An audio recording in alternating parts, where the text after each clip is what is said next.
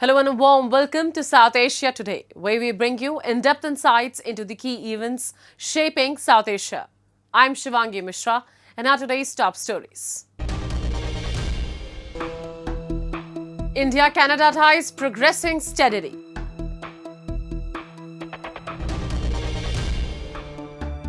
India nutraceutical market gears up for global growth.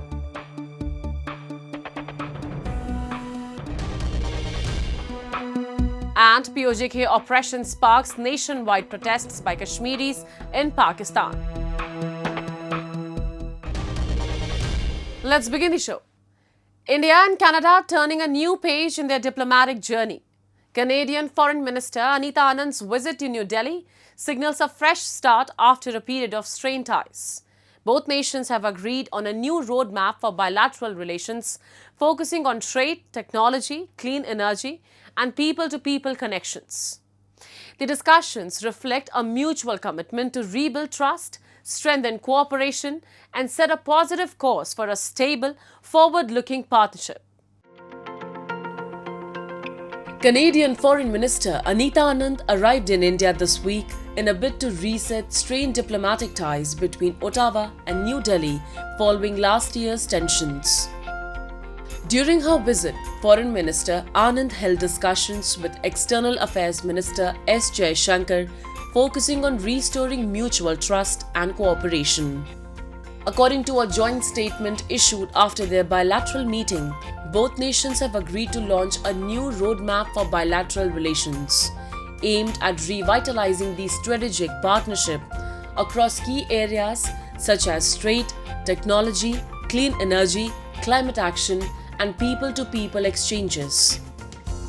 The renewed framework signals a fresh effort by both sides to move past recent diplomatic frictions and strengthen long-term collaboration. Both sides, for our meeting today, have prepared an ambitious roadmap to advance our cooperation in various domains, including trade, investment, agriculture, science and technology, civil nuclear collaboration, AI, critical minerals, and energy. Under the newly agreed roadmap, India and Canada commit to revitalizing trade and investment ties. Among the first steps will be ministerial-level discussions and the resumption of the Canada-India CEO Forum with a focus on sectors such as clean technology, infrastructure, agri-food, and digital innovation. The two countries announced new high commissioners to each other's countries in August, in the latest sign of improving ties frayed by former Prime Minister Justin Trudeau's allegation that India was linked to the killing of a Sikh separatist leader on Canadian soil. So this joint statement will discuss our mutual plans for re-engagement.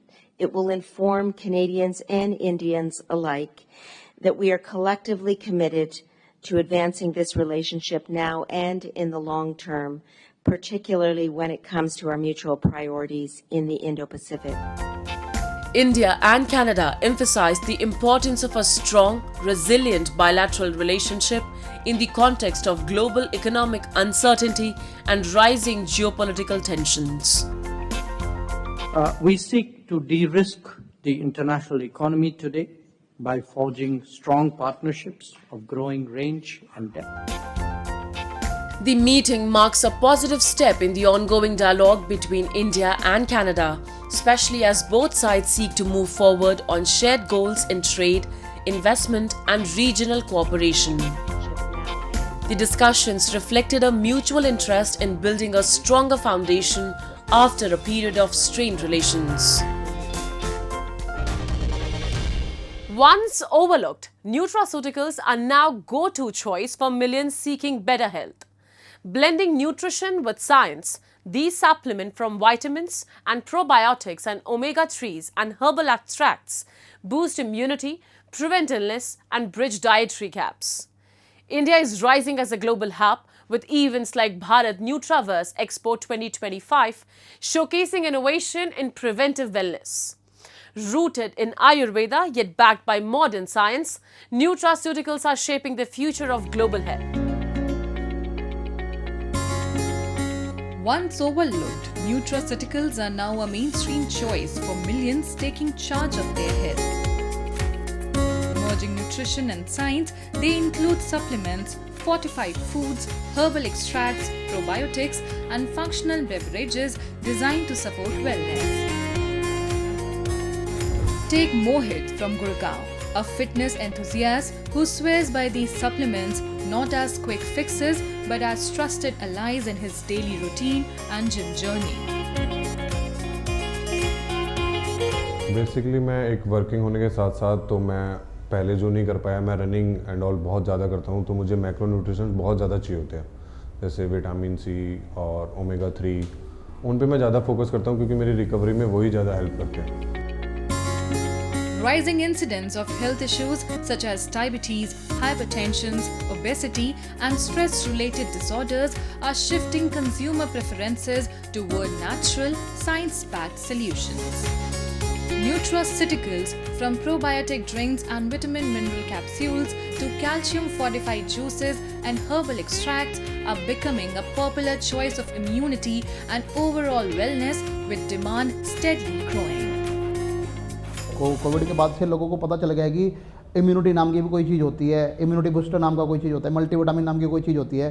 पहले लोग ना इनमें trust नहीं करते थे, protein में, supplement में, but जैसे कोविड होया, कोविड के बाद से लोगों को पता चलेगा कि हमें ये सारी चीज़ें भी लेनी बहुत ज़रूरी है. अगर हम जॉब करते हैं तो उसकी वजह से तो हमको और ज़्यादा लेना चाहिए. जैसे मैग्नीशियम है, मैग्नीशियम कोई नहीं लेता अगर, और इतना स्ट्रेस रहता है आजकल, मैग्नीशियम बहुत ज़्यादा स्ट्रेस रिलीफ करता है और अच्छी स्लीप साइकिल को बहुत अच्छा इंक्रीज करता है. As India emerges as a key player in the global nutraceutical market, experts view nutraceuticals as a modern extension of Ayurveda, rooted in the same philosophy of using natural ingredients to promote health and prevent diseases. As I said, like, it is an extended version of Ayurveda. So in nutraceuticals, there are so many herbs and so many oils and granulation that can be beneficial in nutraceuticals, particularly when it comes to the proteins and people are taking like all this chemical oriented one. No one is going with the this plant based nutraceuticals. So I think it's a great potential out there. India's nutraceutical industry is stepping into the spotlight with the Bharat Nutraverse Expo 2025, which brought together industry leaders, innovators, and international experts to showcase the latest breakthroughs in dietary supplements and functional foods shaping the future of health and wellness. Experts at the expo highlighted how India is steadily emerging as a global leader in nutrition and preventive wellness, blending tradition with innovation. India has a very big potential.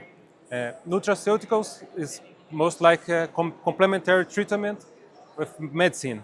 So if like India is one of the biggest or the biggest one in medicine, can become the big in nutraceuticals products in very short time. Next 10 to 15 years, I would rather say we can expect a tremendous growth, around 50% when comparing to the previous scenarios. Now, as I told you in the earlier cases, the growth has been substantially on the higher side. People are having awareness now. So we can expect a good market. Say upcoming generations are more having more cautious on the health benefits, and they are very much know about the product things, and they are want to keep a healthy lifestyles and all. So the market is always already growing. Nutraceuticals go beyond just filling the stomach. They prevent illness, strengthen the body, and meet growing nutritional needs. They are vital for everyone, especially women, providing targeted support at every stage of life. Women go through a lot of changes throughout their life cycle, and so our nutritional needs change as well. And so nutraceuticals come in to help supplement and support those nutritional changes. Today, we're looking at modern medicine, which is a very small blip on the radar. It's 200 years old, right? Modern medicine. So if we take history and we say, okay, all these herbals and botanicals, in India example, Ayurveda, has been used for thousands of years. How can we say that's wrong, right? Today, we have the ability to prove it by using science and clinical research to back it up. As people worldwide increasingly prioritize prevention over cure, nutraceuticals are poised to become the building blocks of a healthier future. with India set to play a defining role in this journey.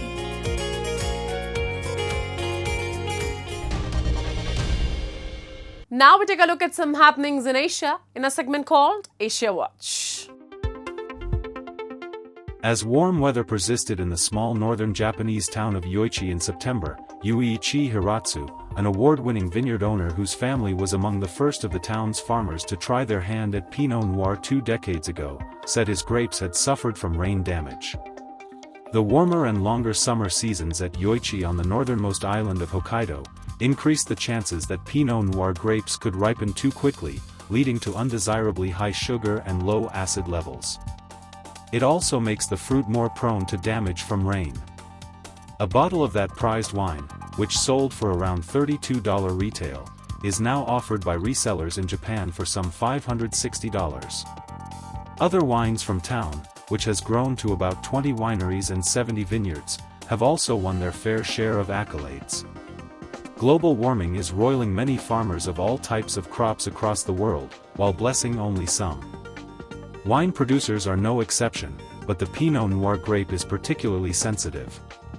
Known for producing elegant transparent wines, the grape can thrive in cool to warm temperate climates, but its thin skin and tight clusters make it extremely sensitive even to a bit too much sun or rain.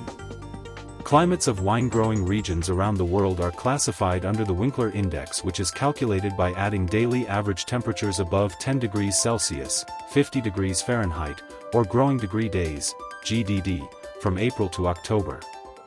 Japan's Hokkaido prefecture has generally been viewed as having a Region I climate, the coolest of the 5 Winkler climates groups.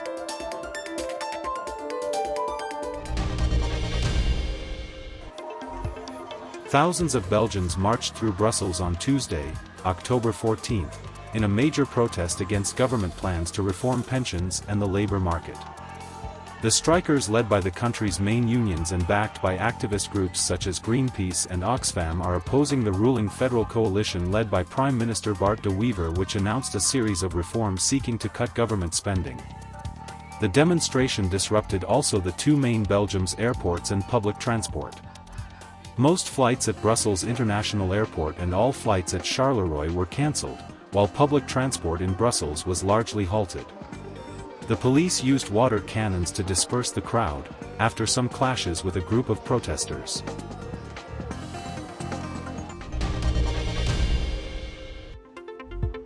Vietnam's national flagship carrier Vietnam Airlines confirmed on Tuesday, October 14, that a data breach had occurred involving a third-party customer service platform operated by a global technology partner.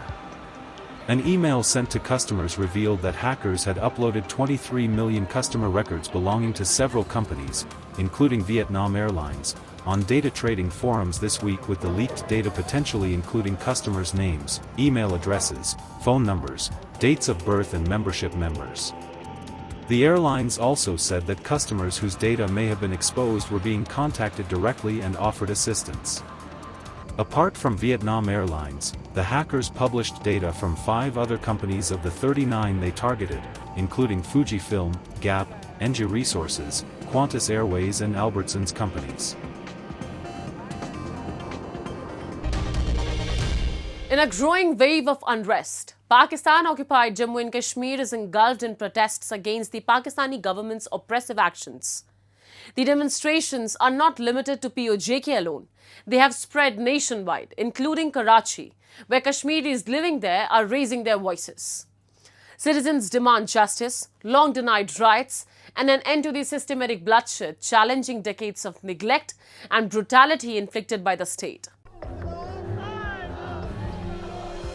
In a long struggle for justice, the people of Pakistan-occupied Jammu and Kashmir have been denied their basic rights and freedoms for decades. Their demands for representation, governance, and property rights have been ignored.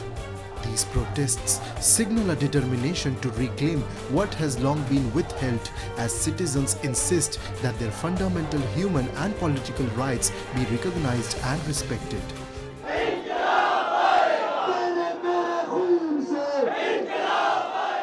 हमारी जो demand है वो बहुत simple सी हैं, बहुत सादा सी हैं. हमारे जो बेसिक राइट्स हैं उस पर हम बात कर रहे हैं. जो एक आम आदमी की बुनियादी ज़रूरतें हैं, आम आदमी की सेहत है, आम आदमी का एजुकेशन है, आम आदमी की रोड्स के हवाले से, और अशरफिया की इमरात का हम खात्मा चाहते हैं। और जो बेसिक जो हमारा जो प्रॉब्लम चल रहा है वो जो 12 सीटें हैं उसके ऊपर चल रहा है।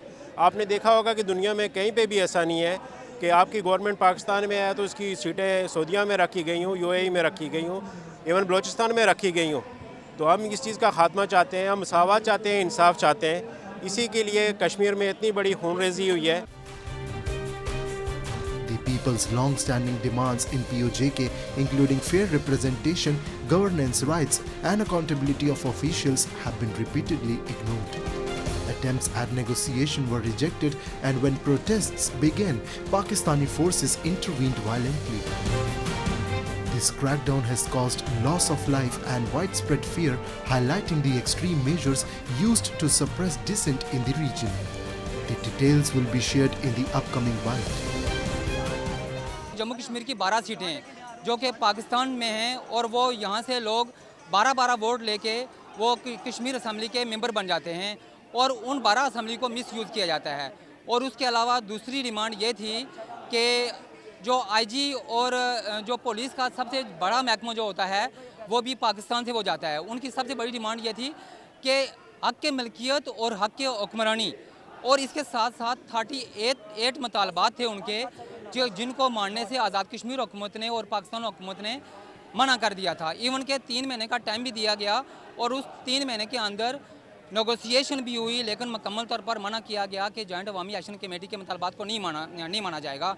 और 29 तारीख को उन्होंने एक प्रोटेस्ट की कॉल दी हुई थी। जब वो प्रोटेस्ट शुरू हुआ तो आज़ाद कश्मीर की जो पुलिस थी उसने मना कर दिया कि हम किसी सूरत में अपनी जो कश्मीर की आवाम है उस पर किसी किस्म का कोई तशद्दुद नहीं करेंगे। तो उससे ये हुआ कि आज़ाद कश्मीर की पुलिस ने पाकिस्तानी गवर्नमेंट से ये मुतालबा किया कि आप ये करें कि आप FC और PC और रेंजर हमें प्रोवाइड करें। पाकिस्तान की तरफ से FC, PC और रेंजर आज़ाद कश्मीर के खित्ते में दाखिल होती है, और दाखिल होके उन्होंने वहाँ पे दहशतगर्दी की है, जिसकी वजह से हमारे तकरीबन अभी तक 29 तारीख से लेकर अभी तक तकरीबन 16 लोगों की शहादत हो चुकी है। As protests continue, the message from POJK and Kashmiri communities across Pakistan is clear. Their patience has run out. The struggle for justice, equality, and basic human rights will not be silenced by force. The world watches as the people of this region courageously demand freedom, accountability, and an end to decades of neglect and bloodshed at the hands of the Pakistani state.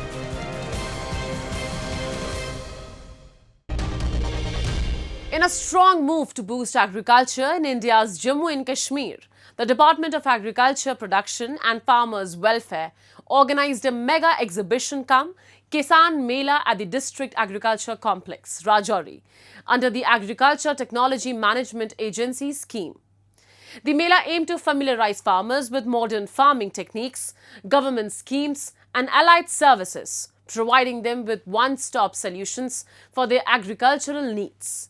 The event witnessed enthusiastic participation from across the district, reflecting the growing focus on farmer empowerment and sustainable agriculture. Let's have a look. In a major push to modernize agriculture, the Department of Agriculture organized a grand Kisan Mela under the Agricultural Technology Management Agency scheme in Jammu and Kashmir.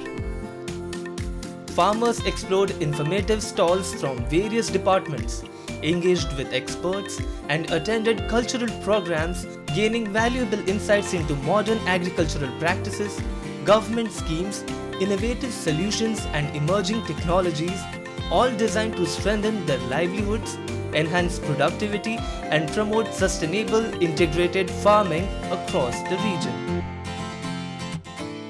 हमारा एक आत्मा के under जो एक event रहता है, इस सिलसिले में हमने फार्मर्स के लिए यहाँ पर मशीनरी का भी एक स्टॉल्स लगाए हुए हैं कि कौन कौन सी मशीनरी अवेलेबल रहती है। एग्रीकल्चर पोर्टल जो किसान सारथी पोर्टल है उनको वहाँ पर 50% की सब्सिडी रहती है, वो रजिस्टर करेंगे और इनको अवेल करेंगे। इसी तरह से आगे की ओर क्या होता है कि डिफरेंट डिपार्टमेंट्स हैं हमारे पास, हॉर्टिकल्चर का है, उनकी अपनी स्कीम्स हैं, वो भी अपनी स्कीम्स इधर बताते हैं।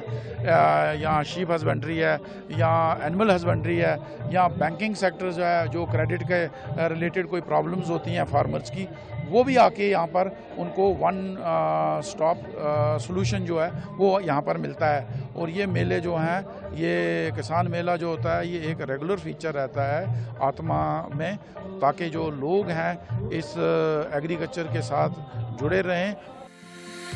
The Mela highlighted the transformative potential of modern farming, showcasing horticulture, beekeeping, and integrated farming systems to boost productivity and diversify income sources. Farmers were encouraged to adopt innovative techniques, explore emerging agricultural practices, and make full use of government schemes. By doing so, they can unlock Rajouri's rich agricultural potential, ensuring sustainable growth, improved livelihoods, and long-term prosperity for the farming community across the region. इस वक्त की एक बहुत अशद ज़रूरत है कि हमारे लोग जो हैं, जो कि कन्वेंशनल खेती करते हैं, पुराने रीत और रिवाज वाली जो हम खेती बाड़ी कर रहे हैं, उससे हट के अब बहुत ज़्यादा ज़रूरी है कि हम मॉडर्न तरीके से जितनी भी या दूसरी कोई सब्जियां हों या बी कीपिंग हो या हॉर्टिकल्चर हो, और इस किस्म के आप स्टॉल्स देख सकते हैं कि 50 से ज़्यादा मुझे लगता है कि ऑप्शंस यहाँ पे लगाए गए हैं। उनके अलाइड ऑफिसर यहाँ पे मौजूद थे जिन्होंने अपनी स्पीचेस में ये बताया है कि कैसे फ़ायदा उठाया जा सकता है। तो ये मेला, जितने भी मेले लगाए जाते हैं, इनका मकसद यही है कि ज़्यादा से ज़्यादा आवाम में सरकार की स्कीम्स को मुतारफ़ करवाया जा सके ताकि लोग इसका फ़ायदा उठा सकें। The Kisan Mela gave opportunity to explore new government schemes and understand the practical benefits they offer. By learning how these initiatives can improve crop planning, access financial support, and increase market opportunities, farmers are empowered to make informed decisions, boost productivity, and maximize profits, paving the way for sustainable growth and a stronger, more resilient agricultural community. The Kisan Mela offered farmers a comprehensive platform to explore modern farming techniques, government schemes, and allied activities like beekeeping, mushroom cultivation, and floriculture.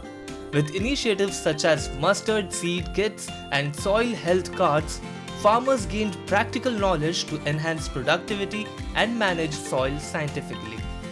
बहुत बढ़िया मेला था। इसमें तमाम स्कीमों का यहाँ पे बड़े विस्तार के साथ बताया गया। फार्मर्स को इसका बड़ा फ़ायदा होगा, ट्रेनिंग दी गई और फार्मर को इससे ये पता चलेगा कि हमारी अपनी ज़मीन में क्या चीज़ लग सकती है, हमें किस चीज़ से फ़ायदा हो सकता है और कौन सी क्रॉप जो है हमारे इलाके के लिए बेहतर है और किन किन औजार से और किन किन नई मशीनरी से हमें फ़ायदा हो सकता है, वो सारी यहाँ पे बताई गई। यहाँ पे स्टॉल भी लगाए गए और यहाँ पे सारी चीज़ें दिखाई गई हैं। लोगों ने बड़ा फ़ायदा उठाया है।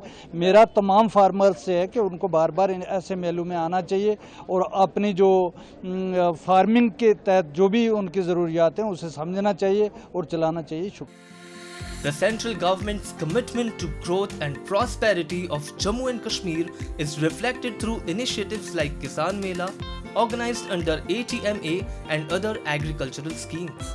Empowering farmers with modern techniques, training and government support, these events boost productivity, promote sustainable livelihoods, and strengthen the economy, playing a pivotal role in transforming agriculture and fostering inclusive development across the region.